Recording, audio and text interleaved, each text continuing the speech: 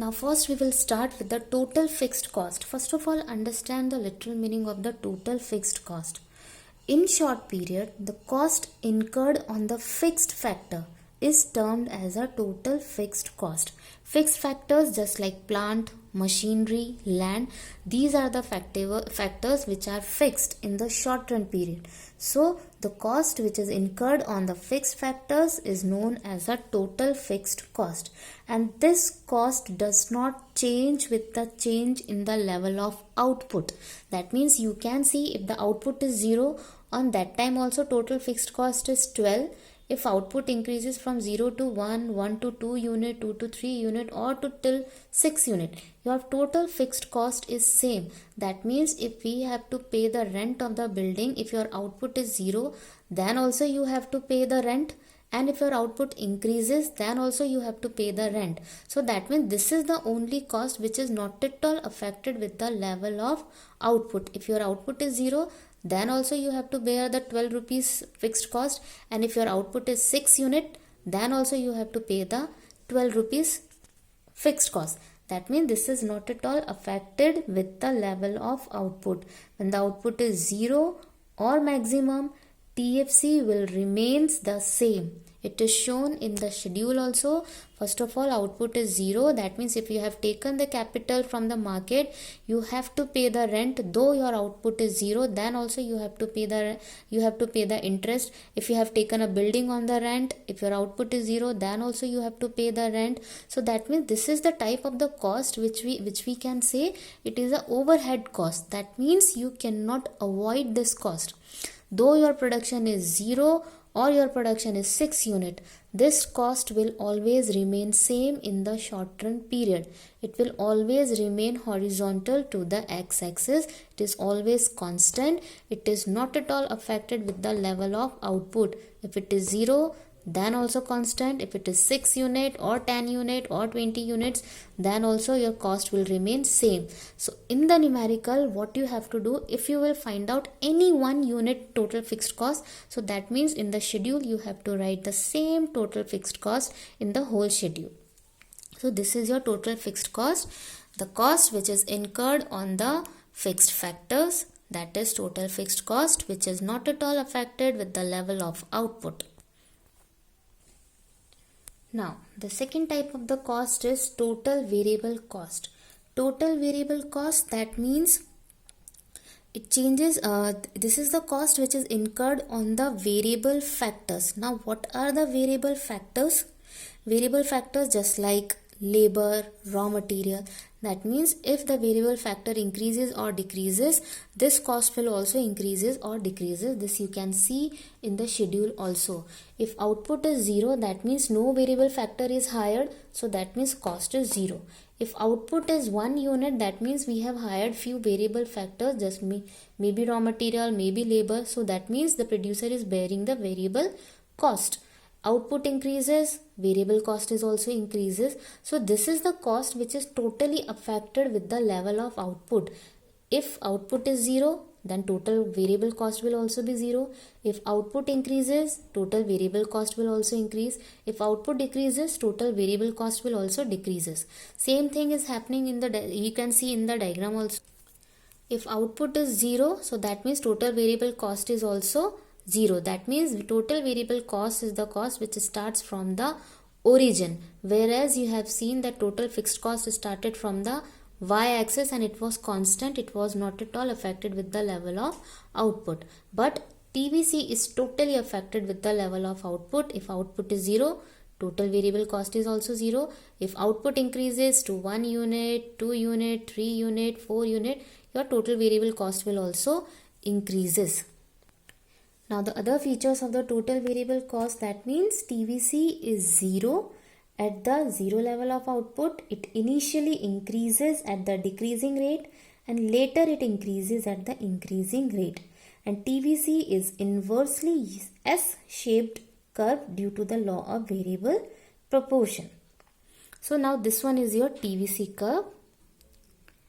Now, the next cost is total cost. As I said, before understanding the total cost, we should know what is the meaning of TFC and TVC. Same thing again I am explaining you. If your output is 0, then also your fixed cost is always constant if your output increases or decreases. You can see your total fixed cost will always remain constant.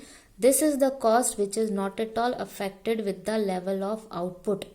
Second is total variable cost, the cost which the producer has to bear on using the variable factors. If your output is 0, variable cost is 0. That means no variable factor is hired by the producer. If output is 1 unit, 2 unit, 3 unit, that means if output increases, variable factors are also hired by the producer, so variable cost also increases. That means this is the cost which is totally affected on the level of output. Now TC we can calculate by adding both. TFC plus TVC is equals to TC. So 12 plus 0, 12, 12 plus 9, 21, 12 plus 16, 28. That means by adding TFC and TVC, you can get TC. Now we'll make the combined diagram of TC, TVC and TFC. On x-axis output, here is your cost. If output is 0, 1 unit, 2 unit, 3 unit, 4 unit, 5 unit, 6 unit, then also your TFC will remain constant. So that means this is your TFC, which is always constant, right? If output is 0, then also TFC is 12 unit. If output is 6 unit, then also TFC is constant. Now according to your schedule, if output is 0, TVC is 0. If output is 1, then TVC starts increasing. So that means if output is 0, your TVC is 0, and then if output increases, your TVC will also increases. So this is the shape of TVC. Now in the schedule you see, if output is 0, TFC is 12, so TC is also on that point 12. So that means TC curve will also starts not from the origin, it will also starts from the y-axis, the point from where the TFC starts. This point where you can see only when the if output starts from 0. So from here your TC curve starts. Because output is 0, so the total of the TC is also 12. TFC plus TVC is 0, so that means the point from TFC starts. From there only the TC curve will start. This condition you can see only when the output is 0. But if the output starts from 1 unit, you can see TFC starts from 12, but TC starts from 21. That means TC will start from maybe from here or maybe from here. That means it is not must that TC and TFC will start from the same point. It depends only if output starts from 0. Now you can see there both the curves TC and TVC are parallel to each other. And now why they are parallel to each other? Because there is a gap between them, and this gap is because of the TFC.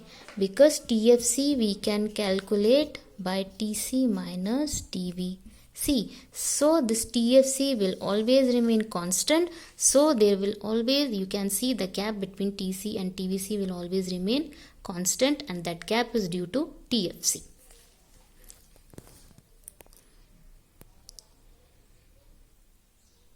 Now the next cost is average cost or maybe average total cost. So AC also we can calculate by adding average fixed cost plus average variable cost. So first I am going to start with the average fixed cost. Average fixed cost, it refers to the per unit fixed cost of production. Per unit fixed cost of production. That means we know that TFC is always remain constant. So TFC divided by Q, 12 divided by 0, infinite, 12 divided by 1, 12, 12 divided by 2, 6, 12 divided by 3, 4. So in that way you can see that your AFC starts decreasing. So see the shape of the AFC curve over here. That means the table shows that AFC falls with the increase in the output because of constant TFC.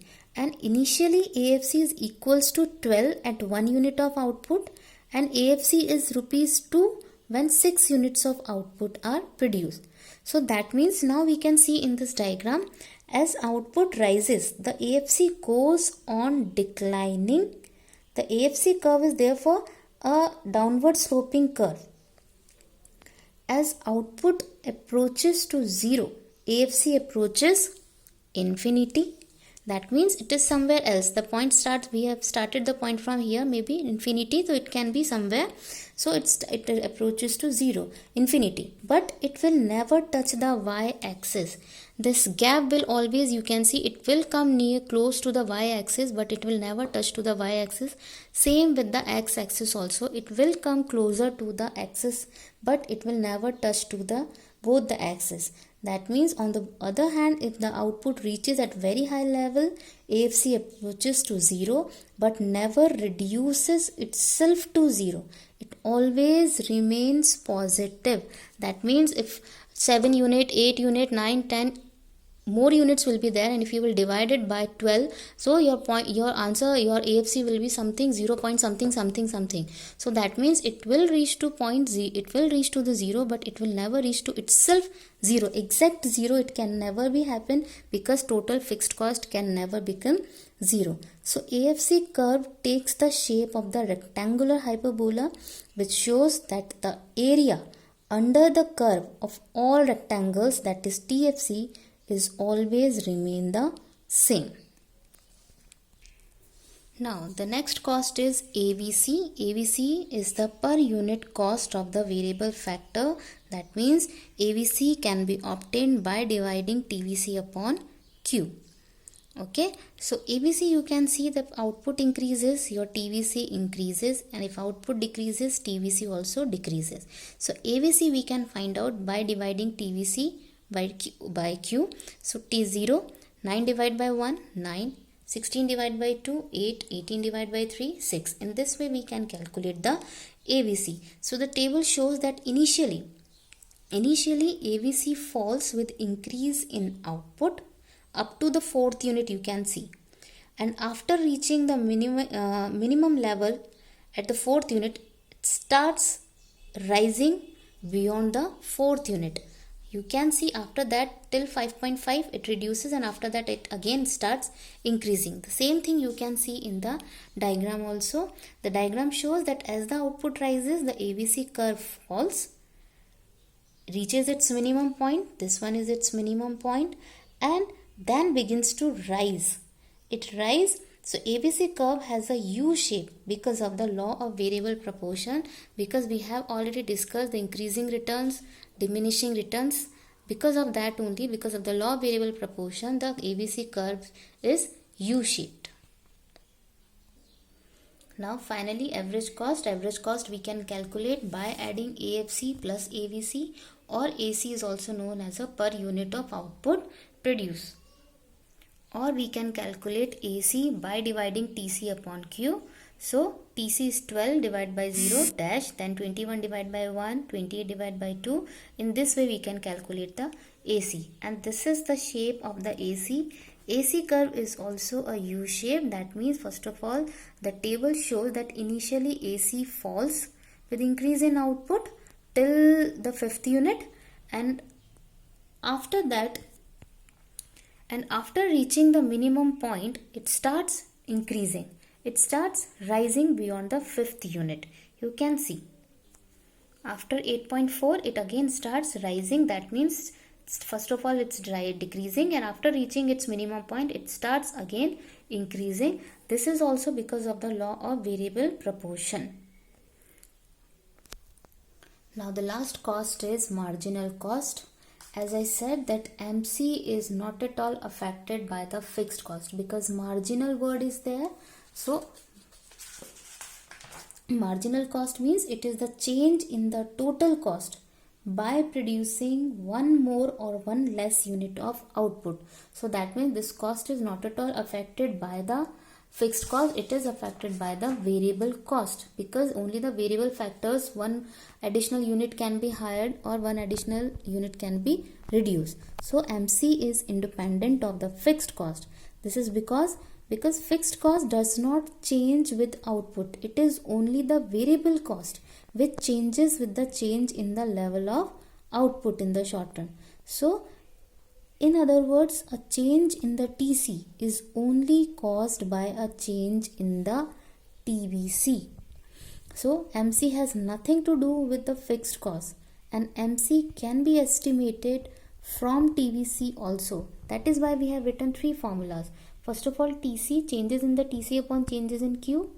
TC of n minus TC of n minus 1. This formula you can use if output starts from 0 unit, but TVC of n minus TVC of n minus 1, this formula we have to use if the output starts from the 1 unit, and MC is not at all affected by the fixed cost. So variable factors, variable cost is always affecting the marginal cost. Now this table shows that MC is the change in the TC or change in the TVC as a result of change in output by 1 unit.